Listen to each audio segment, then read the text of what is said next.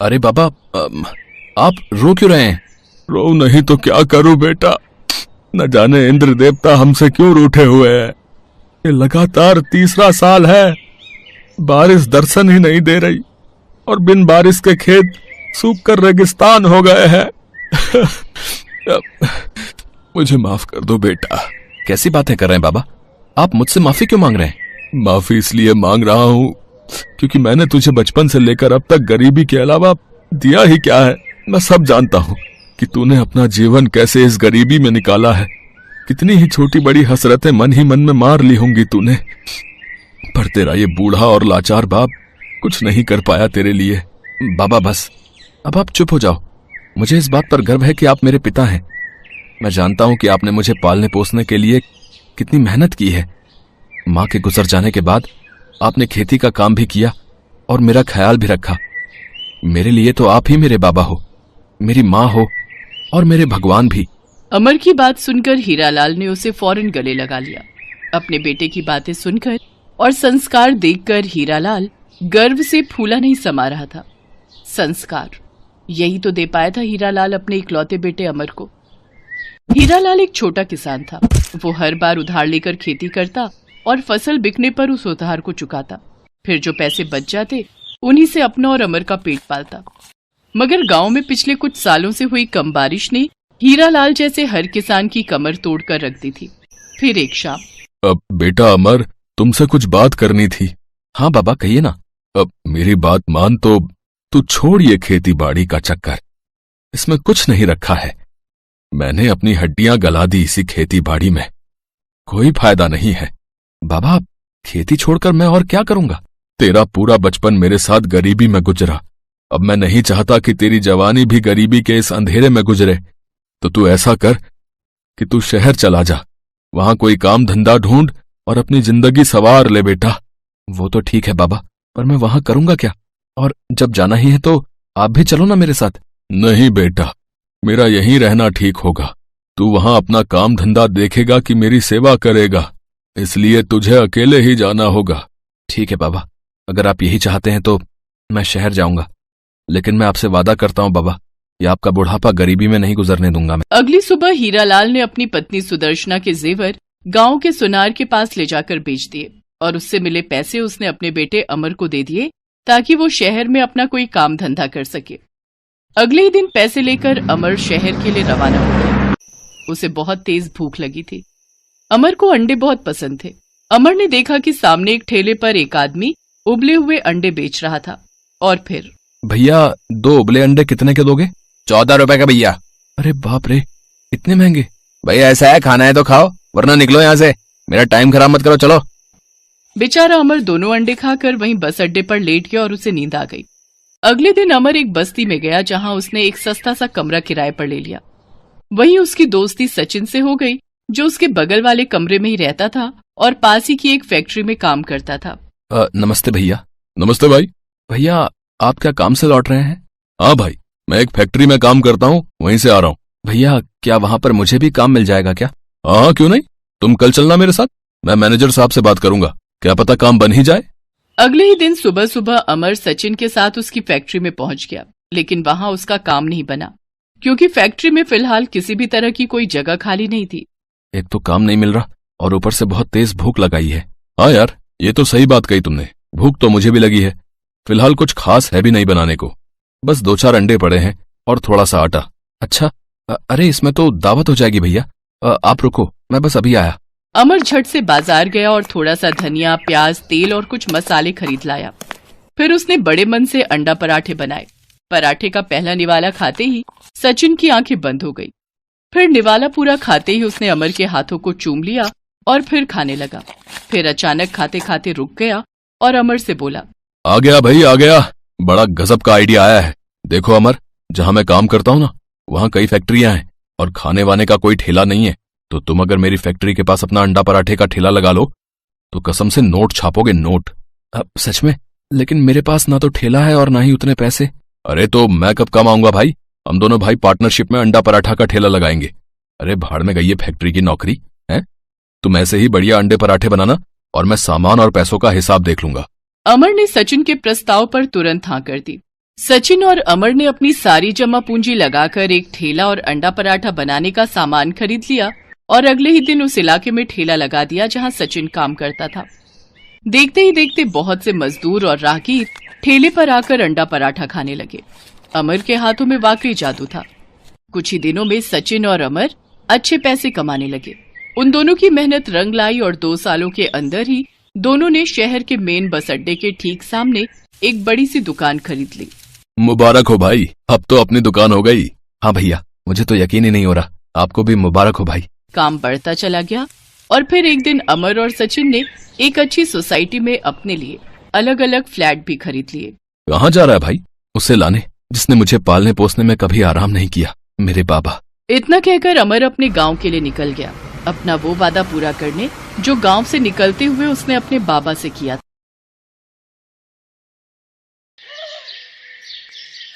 जसमीत एक सरकारी कॉलेज में पढ़ती थी। उसके बाबूजी नरेंद्र एक कपड़ा मिल में नौकरी करते थे। जसमीत की मम्मी वर्षा घर के बराबर में ही एक होटल वाले को रोजाना के पराठे और रोटी बनाकर देती थी। कुल मिलाकर घर का गुजारा हो रहा था। पर एक शाम, वर्षा, आज सुबह से ही सीने में बहुत दर्द हो रहा है, लगता है ज्यादा बढ़ रहा है। जसमीत, जल्दी आ, तेरे बाबूजी की तबीयत खराब हो रही है। बाबूजी, क्या हुआ? मैं ऑटो लेकर आती हूँ। जसमीत और वर्षा नरेंद्र को हॉस्पिटल लेकर जाती हैं। डॉक्टर नरेंद्र का ईसीजी करता है और उसमें कुछ कमियां आती हैं। अभी तो मैं कुछ दवाइयां लिखकर दे रहा हूँ। यदि इन्होंने ज्यादा अपने शरीर से काम लिया तो दिल की बीमारी भी हो सकती है और यकीनन आगे चलकर ये हानिकारक है। बाबूजी, अब आप कुछ दिन बिल्कुल काम पर नहीं जाओगे, बस घर पर आराम करोगे। पर जसमीत बेटा, अगर मैं काम पर नहीं गया तो मुझे तनख्वाह काट कर मिलेगी और मिल के मालिक मेरी जगह किसी और को नौकरी दे देंगे। पर बाबूजी, आपकी तबीयत भी ठीक नहीं रहती है। डॉक्टर ने आपको आराम करने के लिए बोला है। कुछ नहीं होगा बेटा, तू मेरी चिंता मत कर। वर्षा, मेरा रोटी का डिब्बा बांध दे, मैं चला जाता हूँ। पिछले 3 दिन से नहीं गया। इतनी छुट्टियाँ लेना मेरे लिए सही नहीं होगा। नरेंद्र काम पर चला जाता है। पर आओ नरेंद्र, इससे मिलो। ये नया वर्कर तुम्हारी जगह काम करेगा। वो ऐसा है कि मुझे पता चला है कि तुम्हारी तबीयत ठीक नहीं रहती है, इसलिए डॉक्टर ने तुम्हें बेड रेस्ट बोला है। हमारे मिल को तो ऐसे वर्कर की जरूरत होती है जो चुस्त हो, मेहनती हो और अच्छा काम कर सके। तुम्हारी तबीयत को देखकर मुझे नहीं लगता कि तुम ज्यादा दिन मेहनत के साथ काम कर पाओगे और अचानक भगवान न करे तुम्हें कुछ हो जाता है तो बात हमारे ऊपर भी आ सकती है। तो इसलिए मैं तुम्हारा हिसाब कर रहा हूँ, तो तुम कहीं और काम ढूंढ लो। पर सर जी, एकदम से मेरा काम छूट जाएगा तो मेरे लिए बहुत मुश्किल हो जाएगी। ऐसा न कीजिए सर जी। नरेंद्र, मैं अपने बिजनेस के साथ कोई रिस्क नहीं लेना चाहता। मुझे माफ करो। बाकी ये तुम्हारे 8 दिन के इस महीने के पैसे जो तुमने काम किया था, लो। नरेंद्र निराश होकर घर आ जाता है।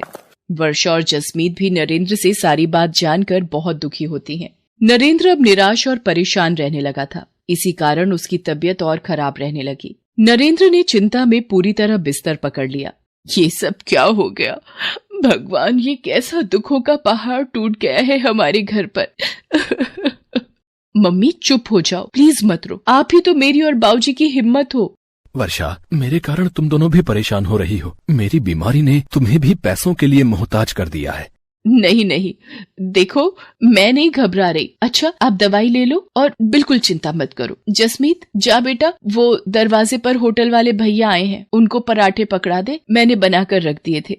भैया, अगर 2 टाइम के भी बनवाने हो तो बता देना, मैं बना दिया करूँगी। ठीक है बहन जी, मैं मालिक को बोल दूंगा। अभी तो सिर्फ दोपहर के लिए ही बोले हैं। मम्मी, आप घर का काम, पापा की देखभाल, इतना थक जाते हो, फिर 2 टाइम के होटल की रोटी और पराठे कैसे बना पाओगे? मैं कॉलेज से कुछ दिन की छुट्टी ले लेती हूँ, आपको हेल्प हो जाएगी। मम्मी, नहीं जसमीत, तू पढ़ाई पर ध्यान दे। वैसे भी ये तेरा आखिरी साल है कॉलेज का, तू मेरी चिंता मत कर, मैं कर लूंगी।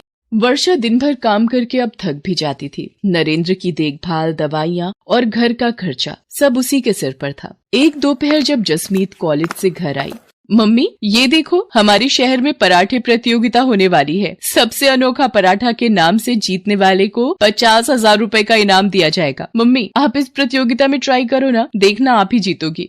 जसमीत, क्या बच्चों सी बातें कर रही है? मैं और प्रतियोगिता में भाग? नहीं बेटा, पर मम्मी, इस प्रतियोगिता में भाग लेने में हर्जी क्या है? ट्राई तो करो, हो सकता है आपके बनाए हुए पराठे बहुत ही पसंद आए और आप इस सबसे अनोखा पराठा प्रतियोगिता को जीत जाओ। देखो, अगर आप जीत गए तो 50,000 रुपए से बहुत कुछ कर सकते हो मम्मी। प्लीज मम्मी, आप मेरे लिए एक बार इस प्रतियोगिता में भाग लो तो सही। मैं आपका फॉर्म भर रही हूँ, आपको इस प्रतियोगिता में भाग लेना ही होगा।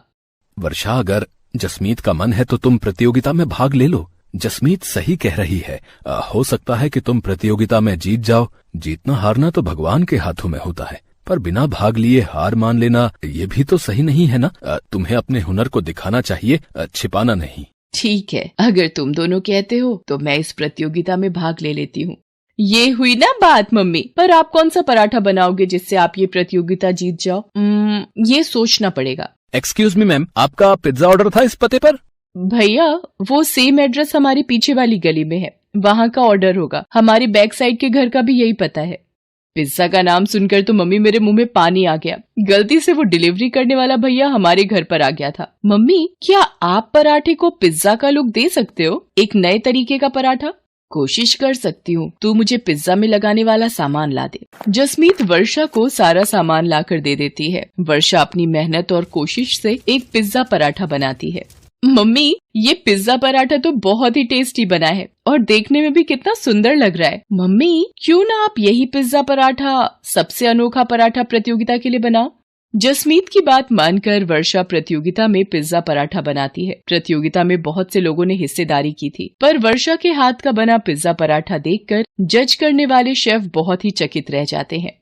दोस्तों, बहुत से पराठे देखे, पर ये पिज्जा पराठा पहली बार देखा। वर्षा जी ने इस पिज्जा पराठे पर लेयर बनाकर इसे बहुत ही खूबसूरत ढंग से प्रेजेंट किया है और खाने में भी ये बहुत ही स्वादिष्ट पराठा है। इसके लिए हम सभी जजेस की सहमति से वर्षा जी को सबसे अनोखा पराठा प्रतियोगिता की विजेता घोषित किया जाता है और ये 50,000 का नकद इनाम भी इन्हें दिया जाता है।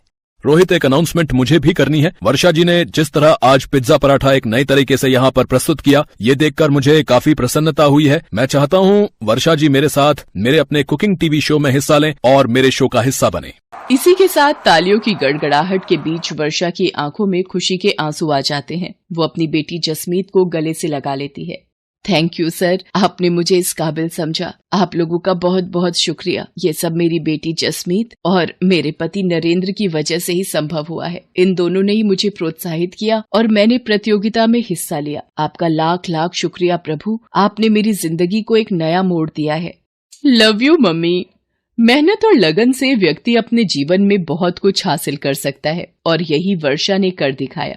धीरे धीरे वर्षा के पिज्जा पराठे की प्रसिद्धि दूर दूर तक फैलने लगी। पिज्जा पराठा के नाम से वर्षा ने एक नया होटल खोल लिया। साथ ही साथ टीवी शो के द्वारा वर्षा के चेहरे को नई पहचान मिली। नरेंद्र भी ये सब देखकर बहुत खुश था। धीरे धीरे उसकी तबीयत में भी सुधार आने लगा था और अब वो और जसमीत दोनों वर्षा के होटल के काम में उसका साथ देते थे। मेहनत और लगन से एक पिज्जा पराठा वाली को सफलता की ऊंचाई पर चढ़ने की नई सीढ़ी मिल गई थी।